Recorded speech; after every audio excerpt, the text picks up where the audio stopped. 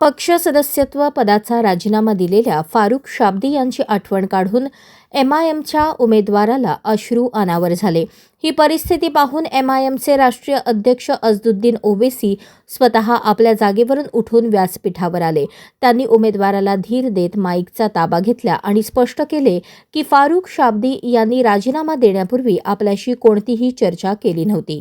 निवडणुकीनंतर आपण स्वतः त्यांची भेट घेऊन त्यांना पुन्हा पक्षात आणण्याचा प्रयत्न करू. तसेच त्यांचा राजीनामा अद्याप मंजूर झालेला नाही असे आश्वासन त्यांनी दिले. फारुख शाब्दी साहब की बहुत याद आ गई.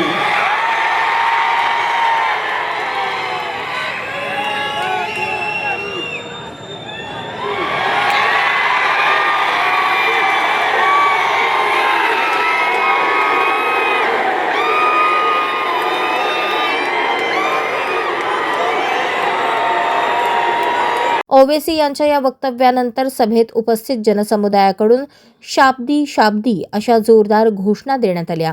या घटनेमुळे सभा अधिकच भावनिक व उत्स्फूर्त झाली असून एमआयएम मधील अंतर्गत घडामोडींची चर्चा राजकीय वर्तुळात रंगू लागली आहे. बिस्मिल्लाहिर्रहमानिर्रहीम.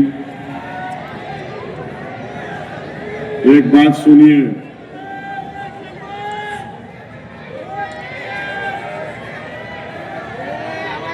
एक बात सुनिए, मैं मर गया भी तो मंदी से इत्यादुल जिंदा रहने वाली है और मैं जब तक जिंदा रहूंगा ये जमात इज्तिमाइयत पे काम करेंगी, इनफरादियत पे काम नहीं कर सकते. हम कौम के लिए काम कर रहे हैं.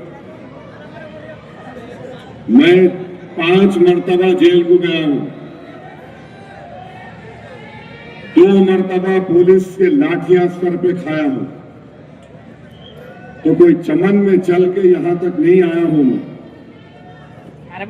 मेरी आपसे दरख्वास्त एक ही है, अगर आप असदुद्दीन ओवैसी के नाम पे वोट देना चाह रहे मत दीजिए. मजलिस के नाम पर अगर देना चाह रहे तो मैं अपनी जान कुर्बान करने तैयार हूं. और जहां तक फारुख शाब्दी का ताल्लुक है, सुनो, उन्होंने मेरे से बात नहीं किए. उनका काम था मेरे से बात करना. 2 दिन पहले उन्होंने बंबई में थे, मेरे से बात किए. मैं बोला भाई तुम बंबई की जिम्मेदारी तुम्हारी. मेरे अल्फाज क्या थे, ये गले का सांप तुम्हारा है, तुम देख लो. आज भी कह रहा हूं, फारुख शाब्दी अगर अभी भी चल के आएंगे तो मैं उनका इस्तीफा कबूल नहीं किया हूं.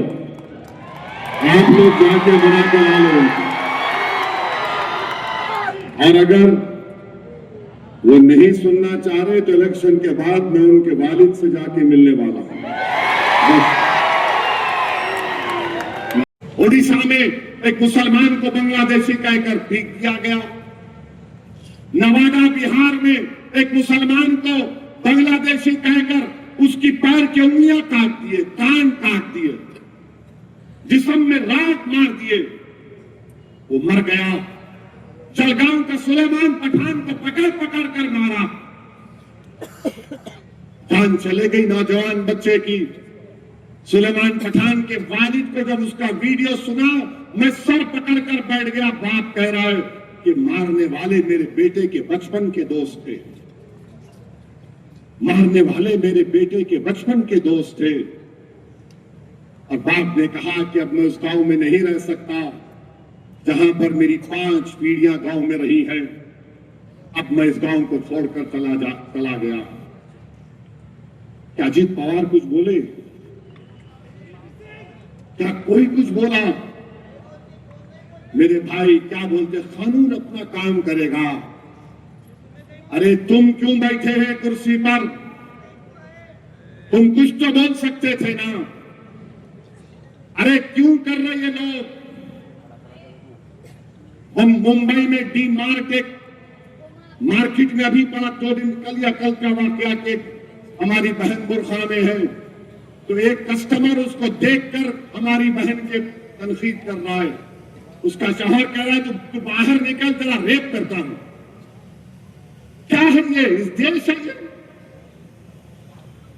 अरे सियासत करो मगर याद रखो, जो ख्वाब हमारे बुजुर्गों ने इस देश के लिए देखा था अंग्रेजों की गुलामी से छुड़ाने के बाद, अगर आप दलितों को, आदिवासियों को, मुसलमानों को इतना दबाएंगे तो फिर क्या होगा? इन इख्तिदार की कुर्सियों पर बैठने वालों को सोचना पड़ेगा। नहीं हम वो करेंगे, हम फुला करेंगे। अरे तुम कुछ भी नहीं कर सकते। तुम क्या कर सकते हम जानते हैं। तुमने मस्जिद छीनने का कानून बनाया। आपको मालूम, अगर सोलापुर में 100 साल पुरानी कोई दरगाह या खानखा या मस्जिद है जो प्रोटेक्टेड मॉन्यूमेंट है आसार कदीमा एएसआई में, मोदी और अजीत पवार ने कानून बना दिया कि उसका मालिक वक्फ नहीं होगा, उसका मालिक आर्कियोलॉजिकल सर्वे ऑफ इंडिया होगा। कभी भी उस मस्जिद को, दरगाह को ताला लगा देंगे। और तुम देखना संभल की मस्जिद में क्या होगा। यह कानून बनाया जा रहा है और तुम साबिक़ गफलत में हो। तुम हरकत का नाम नहीं लेना चाहते। कब उठोगे मेरे भाई? कब तक आपसी इख्तिलाफात का तुम शिकार होकर बताओ? ये वक्त तुमको सीसा पिला हुई दीवार की तरह मुत्तहिद रहना है। और जब मौर्य तारीख लिखेगा 2014 से अब तक, तो मौर्य लिखेगा कि एक कौम थी जिसके जियालों ने, बुजुर्गों ने अपना सब कुछ नुकता हुआ देखा मगर झुके नहीं, लड़ते रहे अपने हक के लिए संविधान के मुताबिक। ये काम आपको करना है। मैं ये नहीं कह रहा हूं कि तुम तशद्दुद करो, खुदा ना खास्ता। मैं ये कह रहा हूं कि अपनी सियासी ताकत को मनवाओ। चाहे वो सरपंच हो, जिला परिषद हो, सोलापुर का इलेक्शन हो, विधानसभा हो, पार्लियामेंट का इलेक्शन हो। कब तक आप धोखे में रहेंगे कांग्रेस के? सेकुलरिज्म। भारत की पार्लियामेंट में वंदे मातरम के 100 साल के मुकम्मल होने की बहस सुनो। मैं तुमको गुजारिश करता हूं नौजवानों, तुम बेकार की चीजें सेल फोन पे देखते। उस बहस में मेरी तकरीर सुनो 9 मिनट की। तुम सुनो कांग्रेस के लोगों ने क्या कहा।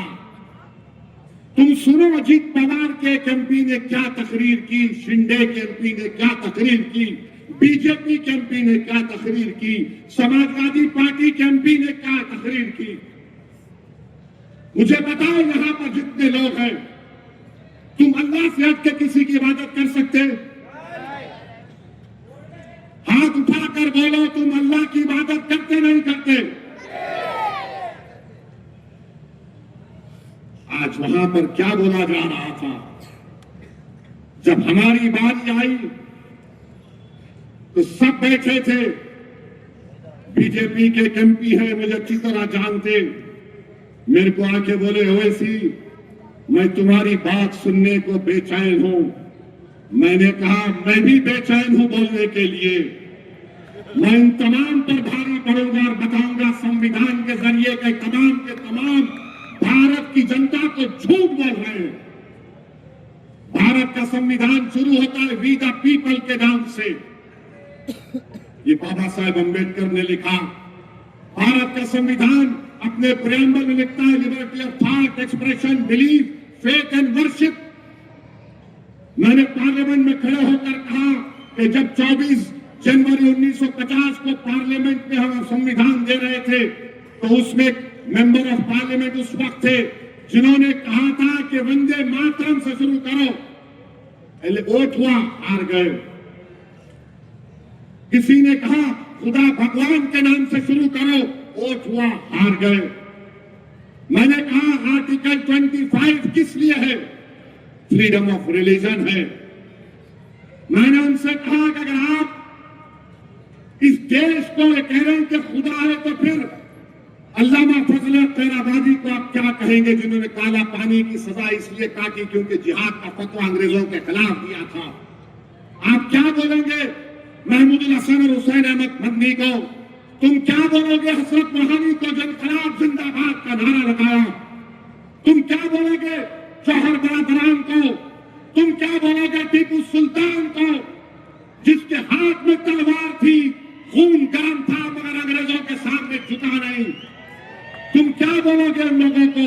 इसी महाराष्ट्र के यूसुफ मेहर अली थे मुंबई के, गांधी से कहा कि गांधी जी अंग्रेजों के खिलाफ नारा दो, quit India, Simon go back.